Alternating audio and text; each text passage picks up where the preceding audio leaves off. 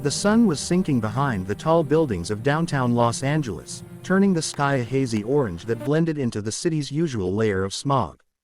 People rushed past the street corners, clutching coffee cups, tote bags, and phones, all too busy to look anywhere except their own paths. But on the corner of 7th and Mateo stood a girl no one dared to approach. She leaned quietly against a black Harley, her leather Hells Angels vest worn but clean, her black boots dusty from miles of travel. Her dark hair fell over her shoulders, shadowing her expressionless face. She looked like a warning sign, and people treated her like one. Everyone avoided even glancing at her, except Marla. Marla sat on an old piece of cardboard beside a lamppost, wrapped in a faded blanket, her silver hair messy from sleeping on sidewalks. She'd been homeless for nearly a year after losing her job and falling behind on rent, but she still had the habit of observing people closely. Most passers-by didn't see her either, but she didn't mind. She saw enough for both sides. For the last 3 weeks, she had been watching the Hells Angels girl. She noticed things others didn't. The girl's calm patience, her gentle way of moving, the way she tense-shouldered whenever someone yelled nearby, and, most of all, the small metal tag on her vest that read, "Mute."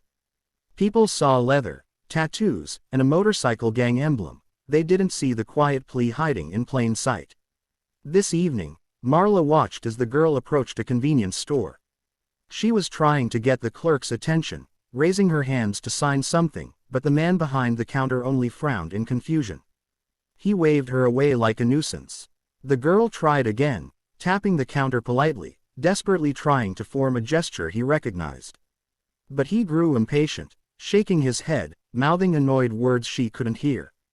People waiting in line snickered or rolled their eyes. One man muttered something rude under his breath.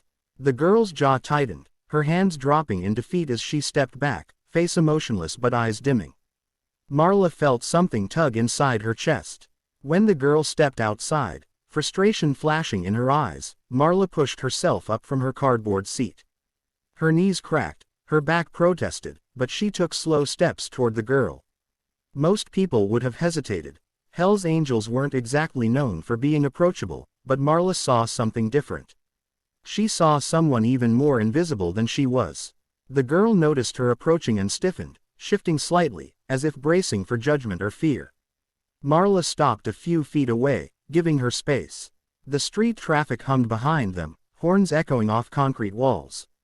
Then Marla did something that made the girl freeze. She lifted her hands. Her fingers shaped a simple, gentle message in clean, practiced sign language. "Are you okay?" For a moment the world seemed to pause. The girl's eyes widened, sharp, shocked, vulnerable. Her breath caught, and something unreadable flickered across her face. A moment Raven didn't move. Her hands hung suspended in the air as if she wasn't sure the question was real. Then, slowly, she signed back, her fingers trembling slightly. "No one understands me." Marla nodded gently. There was no pity in her expression, just understanding. Her own hands rose, moving with a soft fluidity that came from years of practice.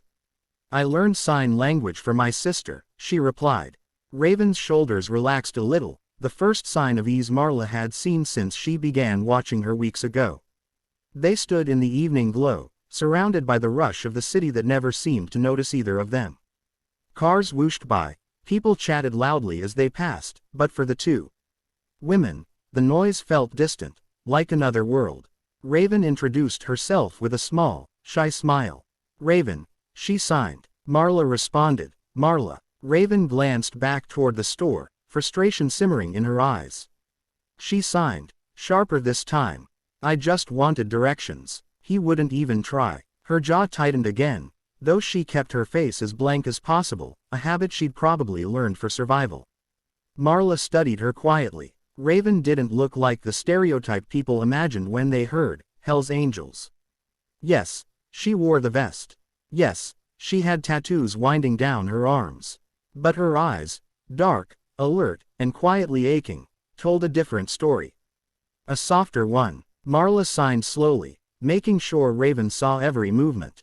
People fear what they don't understand. Raven exhaled sharply through her nose, a soundless sigh. "They think I'm trouble because of this," she said, tapping her vest.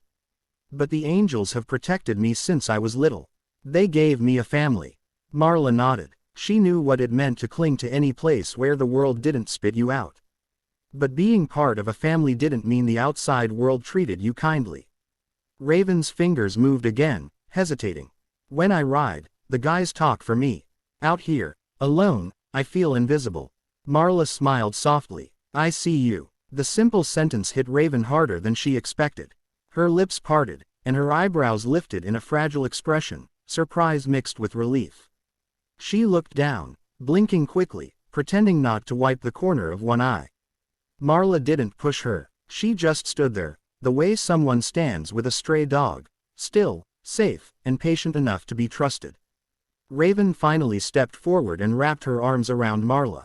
It was a sudden hug, tight and desperate, as if she had been holding herself together for far too long. Marla stiffened in surprise, then melted into the embrace, her heart warming for the first time in months. When they pulled apart, Raven sighed. Thank you. People see the jacket, not me. Marla chuckled silently. People see my blanket, not me either. Raven smiled for the first time, a real smile, wide and unguarded. For the first time in months, both women felt less alone. And on a bustling Los Angeles street corner where everyone rushed past without looking up, two invisible souls finally became visible to each other.